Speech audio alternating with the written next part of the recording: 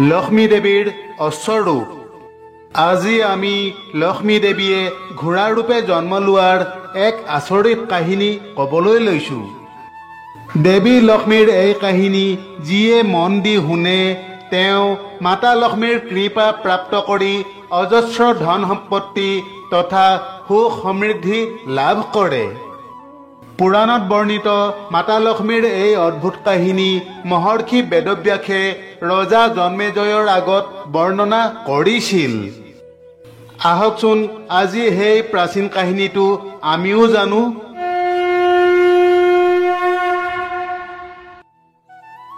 এসময়ত পাণ্ডৱৰ বংশধৰ জন্মেজয়ে মহৰ্ষি বেদব্যাসৰ ওচৰলৈ আহি ক'লে, হে মহৰ্ষি, আপুনি অতীত বৰ্তমান আৰু ভৱিষ্যতে হ'ব লগা সকলো কথাৰ বিষয়ে জানে।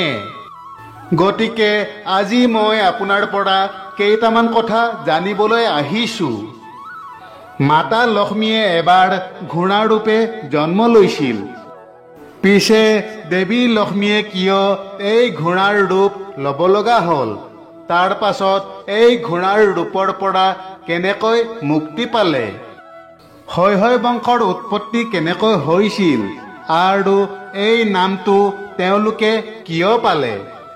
আপুনি কৃপা কৰি এই গোটেই কথাবোৰ বিতংভাৱে কওকচোন।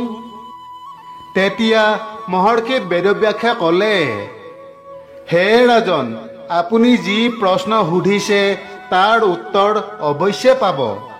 শৈশৱ বংশৰ উৎপত্তি সম্পৰ্কীয় এটা অতি প্ৰাচীন কাহিনী আজি আপোনাৰ আগত বিতংভাৱে বৰ্ণনা কৰিম।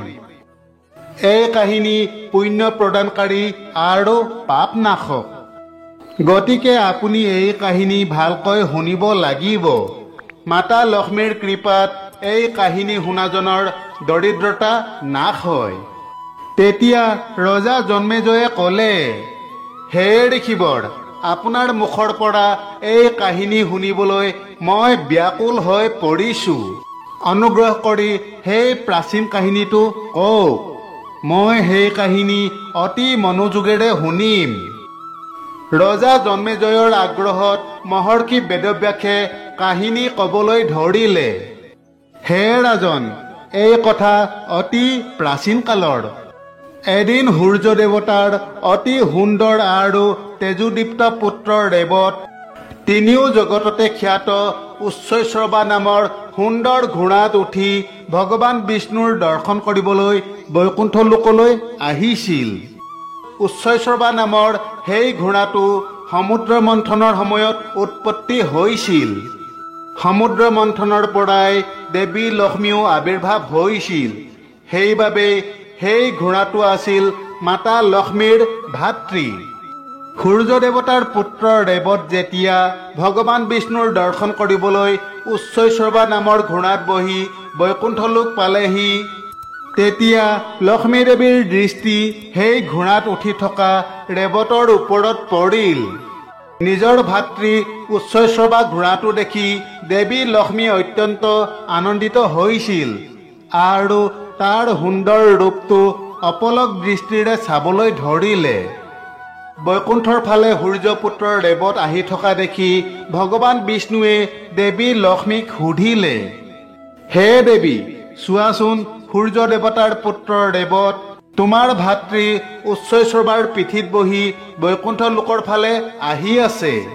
তেওঁ বাৰু কি কাৰণত বৈকুণ্ঠ লোকলৈ আহিছে? কিন্তু ভগৱান বিষ্ণুৱে কোৱা কথা দেৱী লক্ষ্মীয়ে নুশুনিলে। কেৱল সেই উচ্চৈঃশ্ৰৱা ঘোঁৰাটোলৈ মন্ত্ৰমুগ্ধ হৈ চাবলৈ ধৰিলে। ভগৱান বিষ্ণুৱে বাৰে বাৰে সোধাৰ পাছতো দেৱী লক্ষ্মীয়ে একো উত্তৰ দিয়া নাছিল। তেওঁ কেৱল সেই ঘোঁৰাটোহে চাই আছিল। লক্ষ্মী দেৱীক ইমান মুগ্ধ হৈ সেই ঘোঁৰাটোলৈ চাই থকা দেখি ভগৱান বিষ্ণুৱে ক্ৰোধিত হৈ ক'লে, হে দেৱী, এনেদৰে কি চাই আছা?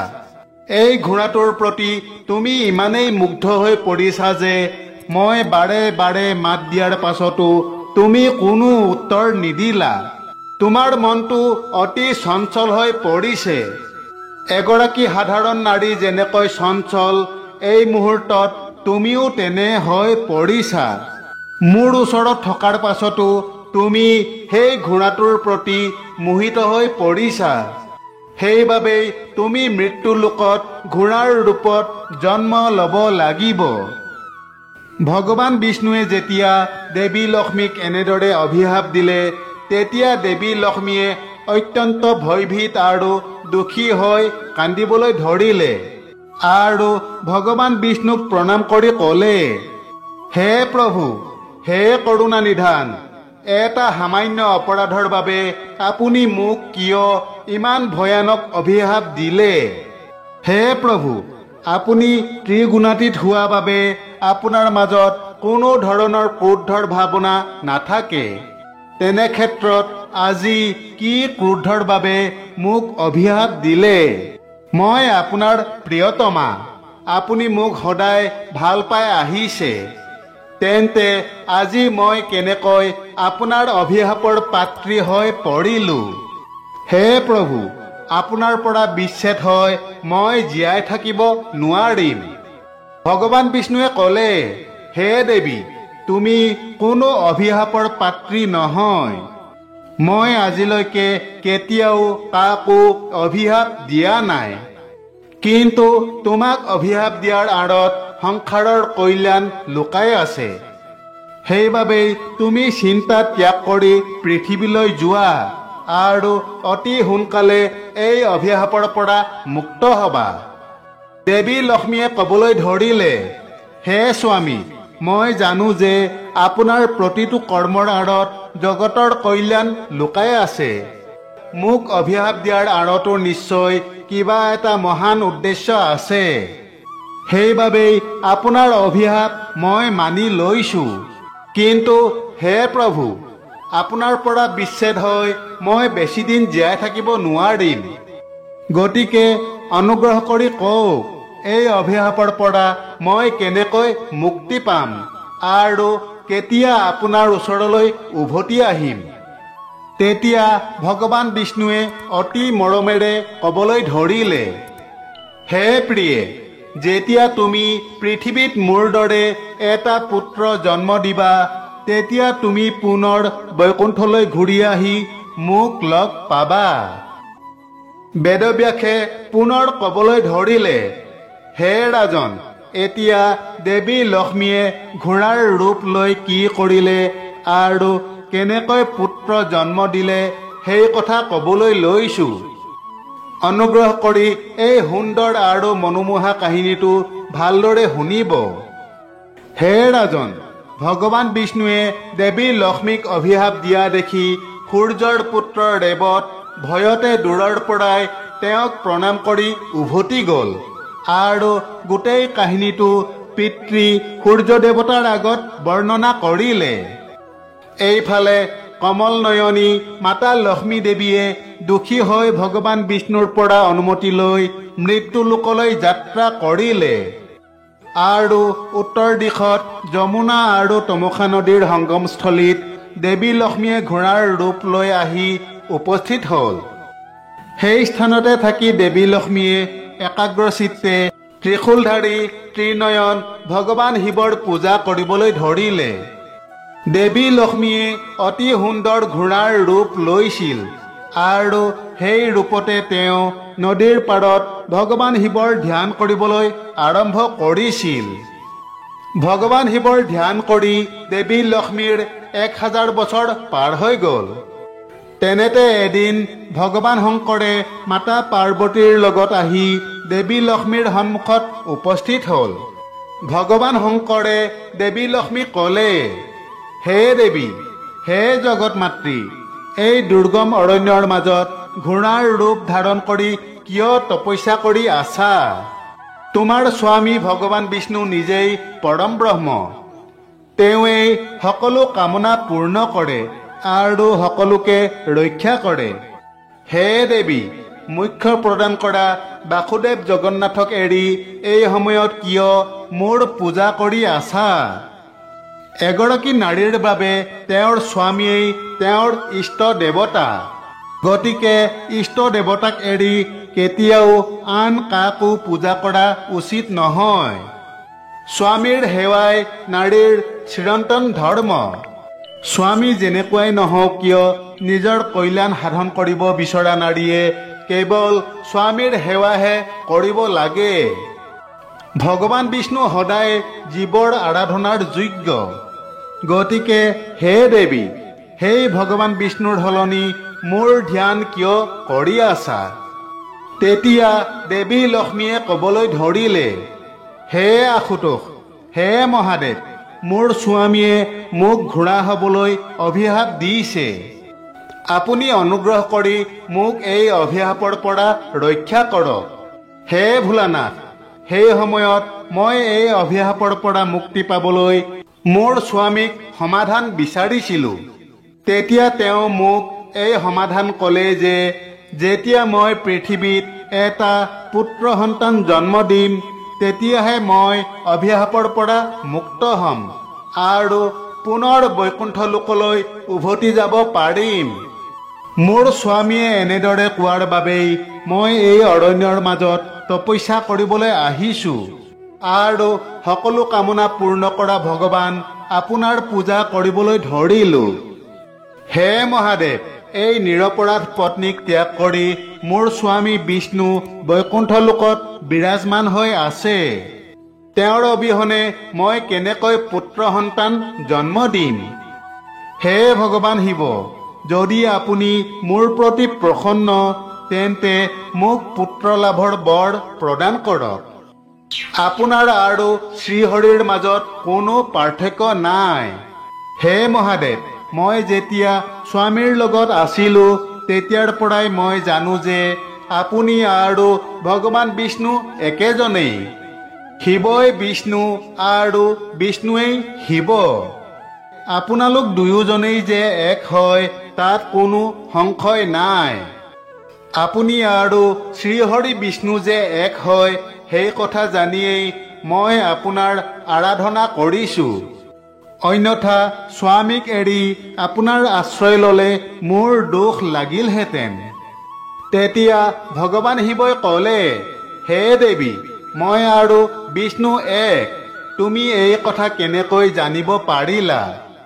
দেৱতা আৰু সিদ্ধ ঋষিমুনিসকলেও এই কথা নাজানে। এই কথাক লৈ তেওঁলোকেও বিভিন্ন ধৰণৰ অযুক্তিকৰ তৰ্ক কৰি থাকে। আমি যে একেজনেই এই কথা তেওঁলোকৰো অৱগত নহয়। মোৰ বহু ভক্তই ভগৱান বিষ্ণুক নিন্দা কৰে আৰু বিষ্ণুৰ বহু ভক্তই মোক নিন্দা কৰাত সদায় ব্যস্ত থাকে। হে দেৱী, চাৰি যুগত শিৱই বিষ্ণু আৰু বিষ্ণুৱেই শিৱ সেই কথা অতি কম সংখ্যক লোকেহে জানে। দুৰাচাৰী আত্মা থকা মানুহে আমাৰ এক তত্ত্বৰ কথা নাজানে। শিৱ আৰু বিষ্ণু এক বুলি জনাটো অতি দুষ্কৰ। কিন্তু তুমি এই জ্ঞান কেনেকৈ লাভ কৰিলা? ভগৱান শিৱই এনেদৰে সোধাত দেৱী লক্ষ্মীয়ে ক'বলৈ ধৰিলে, হে মহাদেৱ, এবাৰ ভগৱান বিষ্ণুৱে পদ্মাসনত বহি একান্তভাৱে ধ্যান কৰি আছিল।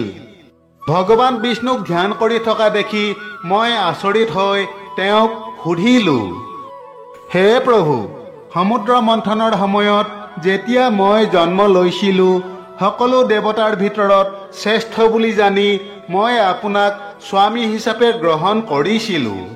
হে প্ৰভু, যিহেতু আপুনিয়েই পৰমেশ্বৰ ভগৱান, তেন্তে আপুনি কাৰ ধ্যান কৰি আছে?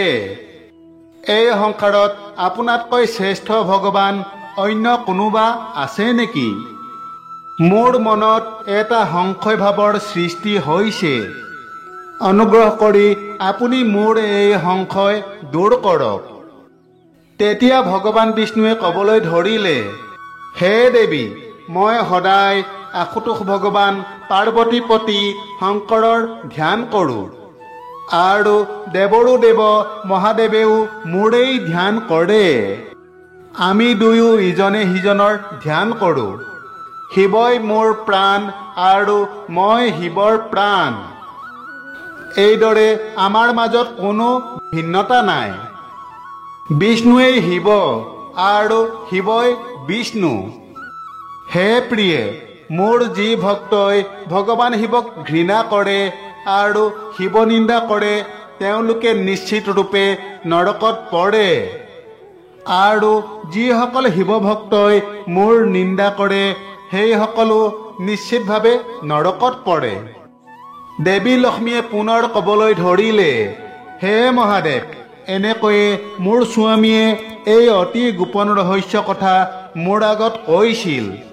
সেইবাবেই আপোনাক ভগৱান বিষ্ণুৰ প্ৰিয় বুলি জানিহে মই আপোনাৰ ধ্যান কৰিছোঁ।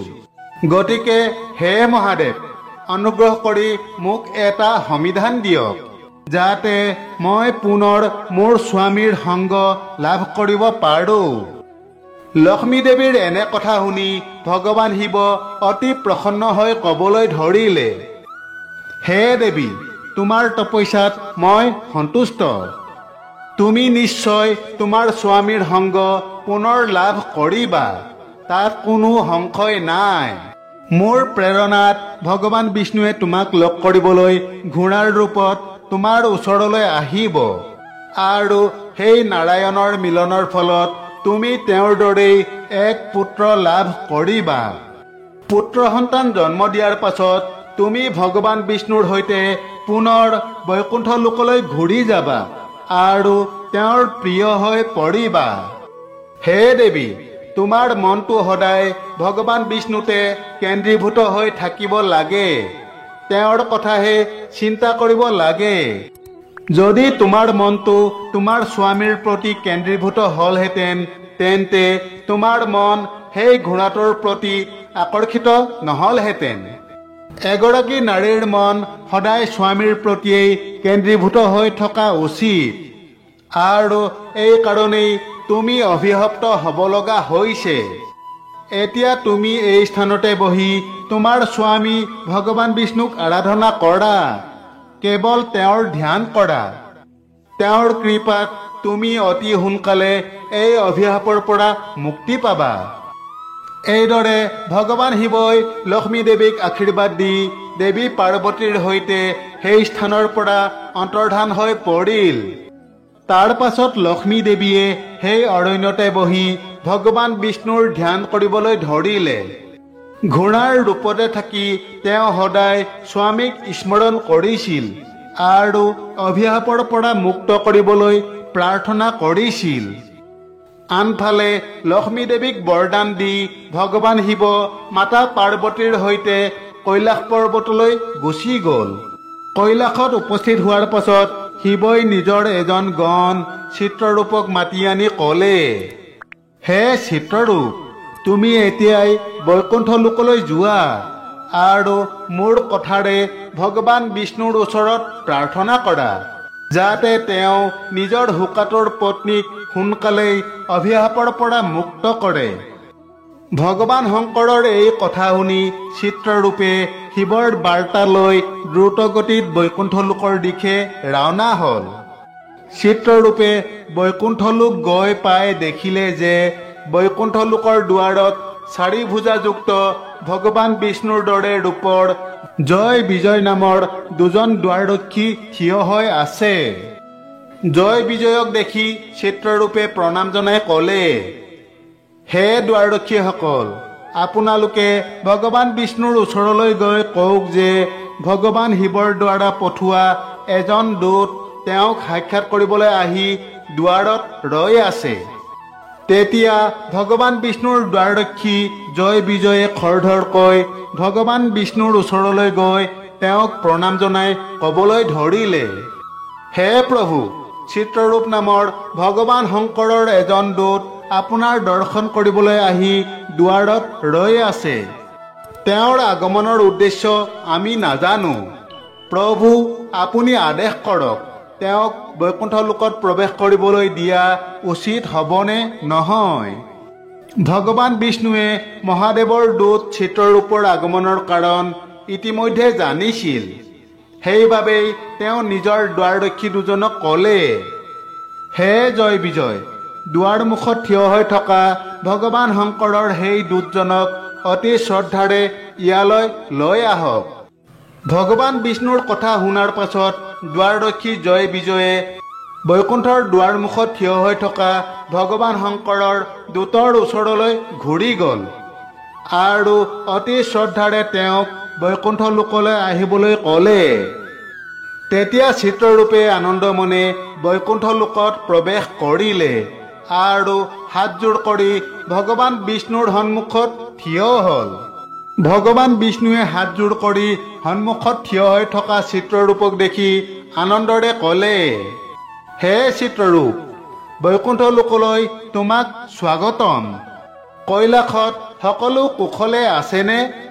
ভগৱান শিৱই আজি তোমাক কি উদ্দেশ্যে বৈকুণ্ঠলৈ পঠাইছে? তুমি ভগৱান শিৱৰ পৰা মোলৈ কি খবৰ লৈ আহিছা কোৱা। তেতিয়া চিত্ৰৰূপে অতি বিনয়ীভাৱে ক'লে, হে গৰুড়ধ্বজ, হে জনাৰ্দন, আপোনাক প্ৰণাম।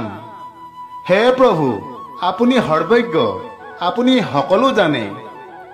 আজি মই কি উদ্দেশ্যে আপোনাৰ ওচৰলৈ আহিছোঁ আপুনি নিশ্চয় সেই কথাও জানে। তথাপি মই আপোনাক ক'ম যে ভগৱান শংকৰে মোক আপোনাৰ ওচৰলৈ কিয় পঠাইছে। হে প্ৰভু, ভগৱান শিৱই কোৱা কথাকেই মই আপোনাৰ আগত ক'ম।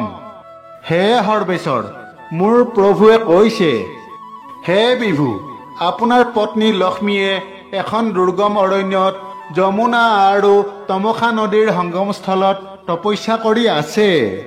সমস্ত জগতৰ পূজাৰ যোগ্য আৰু সকলো কামনা পূৰ্ণ কৰা দেৱী লক্ষ্মী ঘোঁৰাৰ ৰূপ ধাৰণ কৰি আছে।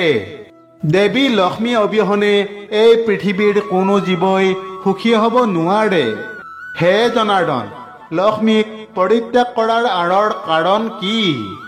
হে নাৰায়ণ, দুৰ্বল আৰু দৰিদ্ৰ পুৰুষেও নিজৰ পত্নীক ৰক্ষা কৰে। তেন্তে হে প্ৰভু, কিয় কোনো অপৰাধ নোহোৱাকৈ আপুনি দেৱী লক্ষ্মীক পৰিত্যাগ কৰিলে? যাৰ পত্নীয়ে এই সংসাৰত কষ্ট পায় তাৰ জীৱন ধিক। শত্ৰুৱেও তেনে ব্যক্তিক গৰিহণা দিয়ে। আপোনাৰ পৰা বিচ্ছিন্ন হোৱাৰ পাছত লক্ষ্মীক দুখী দেখি আপোনাৰ সকলো শত্ৰুৱে আনন্দিত হ'ব। সেইবাবেই হে জগতপতি, আপুনি দেৱী লক্ষ্মীক অভিশাপৰ পৰা মুক্ত কৰি সোনকালেই বৈকুণ্ঠ লোকলৈ ঘূৰাই লৈ আহক, অন্যথা অনৰ্থ হ'ব। দেৱী লক্ষ্মী অবিহনে সমগ্ৰ বিশ্ব শোক আৰু দুখগ্ৰস্ত হৈ আছে। এই কথা মই বুজিব পাৰিছোঁ যে পত্নীৰ বিচ্ছেদত আপুনিও দুখী। হে কমলাপতি, যেতিয়া মোৰ পত্নী সতীয়ে দক্ষৰ যজ্ঞত দেহত্যাগ কৰিছিল তেতিয়া ময়ো অসহ্য দুখ ভোগ কৰিব লগা হৈছিল। যি সতীয়ে দক্ষৰ যজ্ঞত দেহত্যাগ কৰিছিল, বহুদিন আপোনাৰ তপস্যা কৰি সেই সতীক পাৰ্বতীৰ ৰূপত পুনৰ লাভ কৰিছিলোঁ। হে প্ৰভু, পত্নীক পৰিত্যাগ কৰি 1000 বছৰ অকলে থাকি আপুনি কি সুখ লাভ কৰিলে? সেইবাবেই হে জগন্নাথ, আপুনি লক্ষ্মী দেৱীৰ ওচৰলৈ গৈ তেওঁক অভিশাপৰ পৰা মুক্ত কৰি পুনৰ বৈকুণ্ঠ লোকলৈ ঘূৰাই আনক।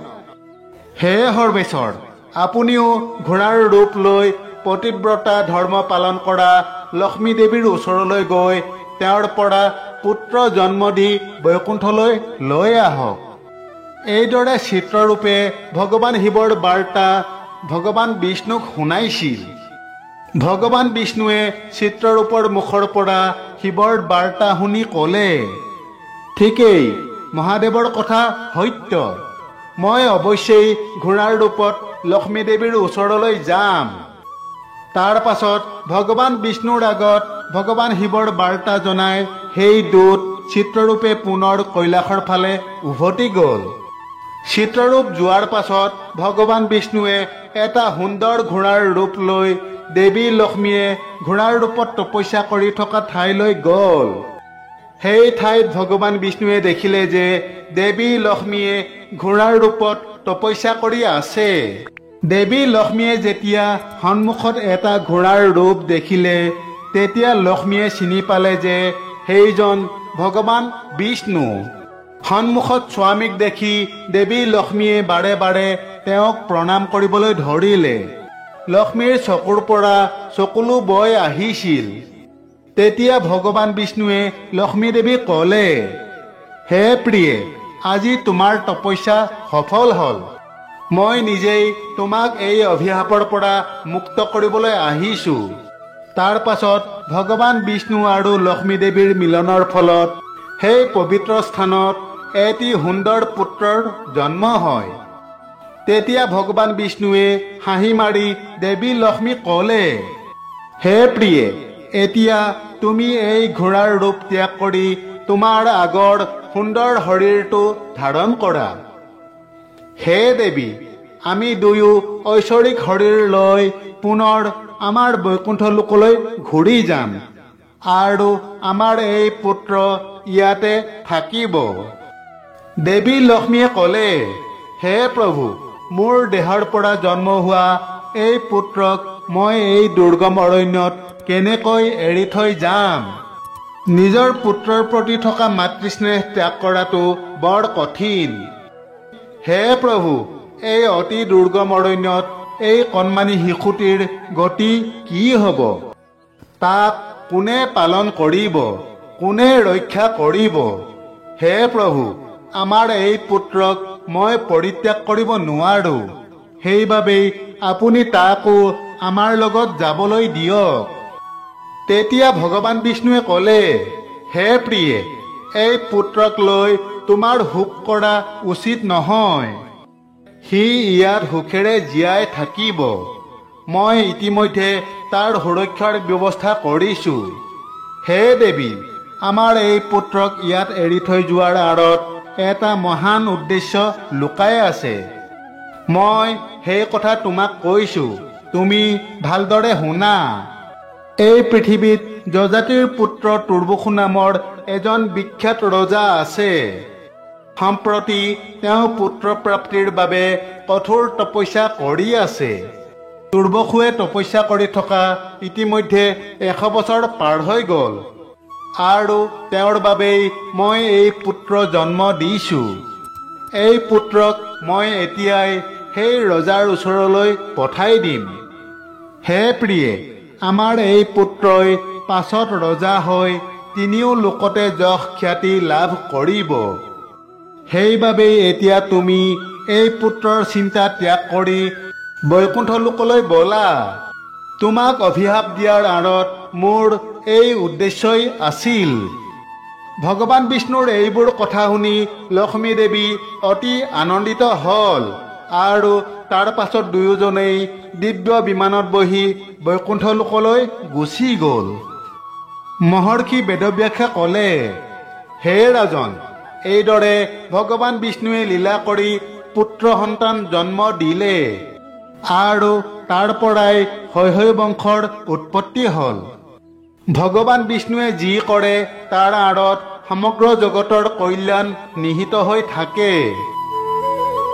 বান্ধৱসকল, এনেদৰে ভগৱান বিষ্ণুৰ অভিশাপৰ বাবে দেৱী লক্ষ্মী ঘোঁৰা হ'ব লগা হৈছিল আৰু এই প্ৰসংগৰ জৰিয়তে ভগৱান বিষ্ণুৱে সমস্ত সংসাৰক এই জ্ঞান দিছে যে বিষ্ণুৱেই শিৱ আৰু শিৱই বিষ্ণু। দুয়োৰে মাজত কেতিয়াও কোনো ধৰণৰ ভেদাভেদ হ'ব নালাগে। আশা কৰোঁ আমাৰ আজিৰ এই কাহিনী আপোনালোকৰ নিশ্চয় ভাল লাগিল। আগলৈও আমাৰ লগত সংযুক্ত হৈ থাকি এনেধৰণৰ ধাৰ্মিক কাহিনী পাই থাকিবলৈ কাকতি ক্ৰিয়েশ্যন চেনেলটো ছাবস্ক্ৰাইব কৰি ল'ব। ধন্যবাদ। জয় শ্ৰীকৃষ্ণ।